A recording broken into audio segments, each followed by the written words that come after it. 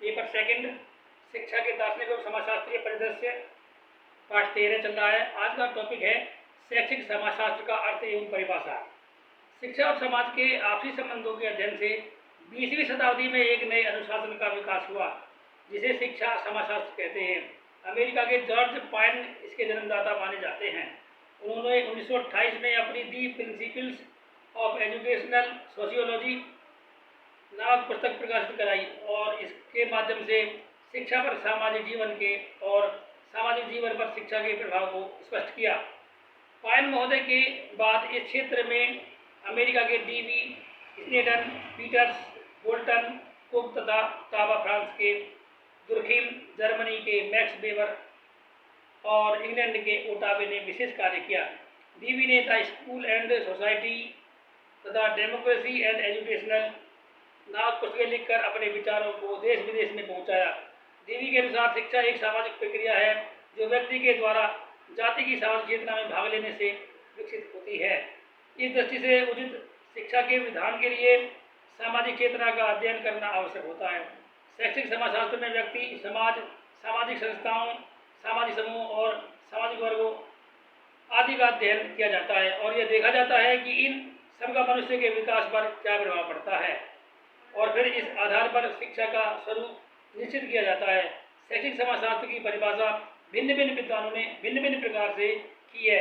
इसके जन्मदाता पाइन महोदय के शब्दों में, शैक्षिक समाजशास्त्र से हमारा अभिप्राय उस विज्ञान से है जो संस्थाओं, सामाजिक समूहों और सामाजिक प्रक्रियाओं अर्थात उन सामाजिक संबंधों का जिनमें अथवा जिनके द्वारा व्यक्ति अपने अनुभवों को प्राप्त और संगठित करता है का वर्णन और व्याख्या करता है।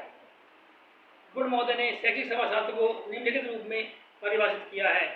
शैक्षिक समाजशास्त्र इस बात का वैज्ञानिक अध्ययन है कि व्यक्ति सामाजिक समूह में किस प्रकार में रहते हैं, इन समूह में रहकर वे किस प्रकार की शिक्षा प्राप्त करते हैं और इन समूह में कुशलतापूर्वक रहने के लिए उनको किस प्रकार की शिक्षा की आवश्यकता है। ब्राउन महोदय के शब्दों में, शैक्षिक समाजशास्त्र के सिद्धांतों को शिक्षा की संपूर्ण प्रक्रिया पर लागू करता है। ओटावे महोदय ने इन बहुत संक्षिप्त रूप में परिभाषित किया है। उनके अनुसार शैक्षिक समाजशास्त्र की संक्षिप्त परिभाषा इस रूप में की जा सकती है कि वह शिक्षा और समाज के पारस्परिक संबंधों का अध्ययन है। हमारी दृष्टि से शैक्षिक समाजशास्त्र के निम्नलिखित रूप में परिवर्तित किया जाना चाहिए। शैक्षिक समाजशास्त्र की वह शाखा है जिसमें मनुष्य और उसकी शिक्षा के स्वरूप की व्याख्या समाजशास्त्रीय तथ्यों के आधार पर की जाती है और उसकी शिक्षा संबंधी समस्याओं के समाजशास्त्रीय हल प्रस्तुत किए जाते हैं। शैक्षिक समाजशास्त्र का विषय क्षेत्र एवं विषय सामग्री। शैक्षिक समाजशास्त्र का विषय क्षेत्र एवं विषय सामग्री समाजशास्त्रीय सिद्धांतों के शिक्षा के क्षेत्र में प्रयोग करने तक सीमित है। इसमें व्यक्ति तथा व्यक्ति और समाज के बीच चलने वाली अंतःक्रिया और उसके व्यक्ति के विकास में पड़ने वाले प्रभाव का अध्ययन किया जाता है। विभिन्न सामाजिक समूहों, घर, समुदाय, राज्य और विद्यालय आदि और बच्चों की शिक्षा में उनकी भूमिका का अध्ययन शैक्षिक समाजशास्त्र का मुख्य विषय क्षेत्र है। इसके अंतर्गत सामाजिक वर्गों और सामाजिक संस्थाओं और उनके शिक्षा पर प्रभाव और उन पर शिक्षा के प्रभाव का अध्ययन भी किया जाता है। संस्कृति और शिक्षा के आपसी संबंध का अध्ययन भी इसकी सीमा में आता है। हमारी आधुनिक सभ्यता की देन समाचार पत्र, रेडियो और टेलीविजन आदि का शिक्षा के क्षेत्र में क्या प्रयोग किया जा सकता है, इसका अध्ययन भी शैक्षिक समाजशास्त्र में किया जाता है। शैक्षिक समाजशास्त्र में समाज की वर्तमान आवश्यकताओं और आकांक्षाओं का भी अध्ययन किया जाता है। शैक्षिक समाजशास्त्र लोकतंत्रीय समाज की आवश्यकताओं की पूर्ति के लिए शिक्षा के प्रयोग पर विस्तृत रूप से विचार करता है। इसमें विद्यालय और समुदाय के आपसी संबंधों और विद्यालयों को समुदाय केंद्र बनाने की विधियों पर विचार किया जाता है और इसके माध्यम से लोकतंत्रीय भावना के विकास की योजना तैयार की जाती है। शैक्षिक समाजशास्त्र में शिक्षक के महत्व पर और शिक्षक तथा विद्यार्थियों के आपसी संबंधों के बारे में भी विचार किया जाता है। यह सामाजिक नियंत्रण और सामाजिक परिवर्तन दोनों ही दशाओं का अध्ययन करता है और शिक्षा द्वारा इन दोनों प्रक्रियाओं को सुचारू एवं संतुलित रूप में चलाने की विधियों पर विचार करता है। शैक्षिक समाजशास्त्र की सीमाएं। इसमें कोई संदेह नहीं कि शैक्षिक समाजशास्त्र ने शिक्षा की प्रगति में भारी योगदान दिया है, लेकिन शिक्षा केवल इसी पर निर्भर नहीं रह सकती। मनुष्य जीवन के मूल रूप से तीन पक्ष हैं: प्राकृतिक, सामाजिक और आध्यात्मिक। समाजशास्त्र उसके केवल सामाजिक पक्ष की व्याख्या करता है। उसके प्राकृतिक पक्ष को जानने के लिए हमें विज्ञान और मनोविज्ञान का तथा आध्यात्मिक पक्ष को जानने के लिए धर्म तथा दर्शन का अध्ययन करना होता है। शैक्षिक समाजशास्त्र की आवश्यकता, उपयोगिता एवं महत्व। शैक्षिक समाजशास्त्र में शिक्षा और समाज के संबंधों का विस्तृत अध्ययन किया जाता है। शिक्षा के स्वरूप को समझने और उसे सुचारू रूप से चलाने के लिए शिक्षा के क्षेत्र में कार्यरत सभी व्यक्तियों, प्रशासकों एवं शिक्षकों को इसका अध्ययन करना चाहिए। इसके अध्ययन से हमें निम्नलिखित लाभ होते हैं: समाज एवं उसके विभिन्न स्वरूपों की प्रकृति तथा शिक्षा पर उनके प्रभाव का ज्ञान। शिक्षा एक सामाजिक प्रक्रिया है जो मनुष्य के जीवन भर चलती है। शिक्षा समाजशास्त्र में मनुष्य के सभी सामाजिक समूहों, परिवार, जाति, प्रजाति, समुदाय और राज्य आदि के स्वरूपों एवं बच्चों की शिक्षा पर इनके प्रभाव का वर्णन किया जाता है। इस ज्ञान के आधार पर हम शिक्षा के सभी अभिकरणों को अपने अपने कर्तव्यों की जानकारी करा देते हैं। इसका परिणाम यह होता है कि बच्चों की शिक्षा में सभी सामाजिक समूहों से उचित सहयोग प्राप्त होता है। अतः शिक्षा नियोजकों, व्यवस्थापकों और शिक्षकों को इस विषय का स्पष्ट ज्ञान होना ही चाहिए।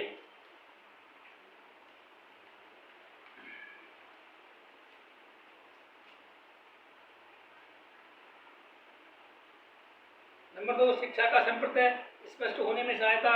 शैक्षिक समाजशास्त्र में शिक्षा प्रक्रिया की व्याख्या की जाती है। शैक्षिक समाजशास्त्र में यह तथ्य उजागर किया कि शिक्षा एक सामाजिक गतिशील एवं विकास की प्रक्रिया है जो दो या दो से अधिक व्यक्तियों के बीच अंतर क्रिया के परिणाम स्वरूप आगे बढ़ती है। शिक्षक एक शिक्षा संयोजकों को इसके अध्ययन से शिक्षा के वास्तविक संप्रत्यय को समझने में सहायता मिलती है। नंबर 3, शिक्षा के उद्देश्यों को निश्चित करने में सहायता।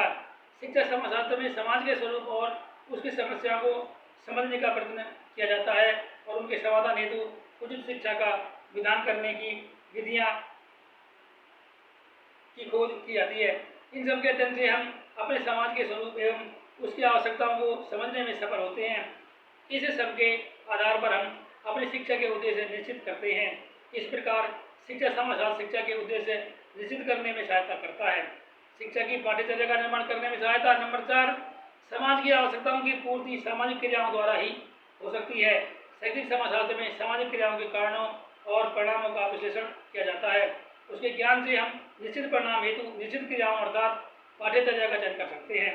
इस दृष्टि से भी अब शैक्षिक समाजशास्त्र के अध्ययन की आवश्यकता होती है। नंबर 5, शिक्षण विधियों के निर्माण में सहायता।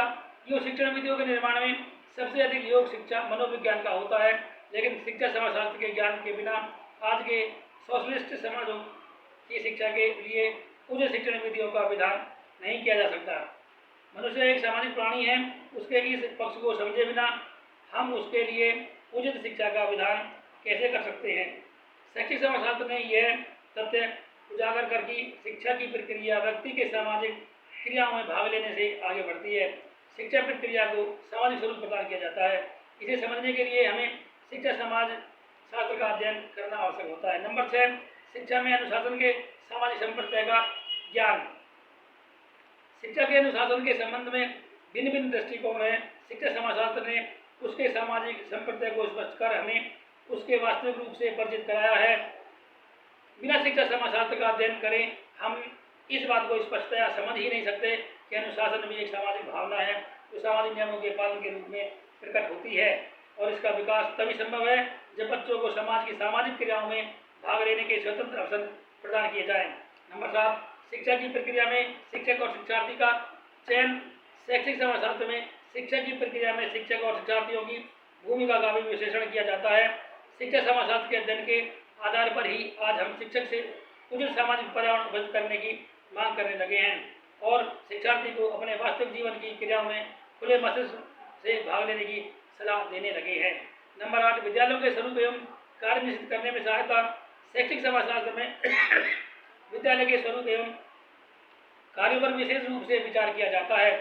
इसके अध्ययन से हमें अपने विद्यालयों के स्वरूप एवं उनके कार्यों को निश्चित करने में सहायता मिलना स्वाभाविक है।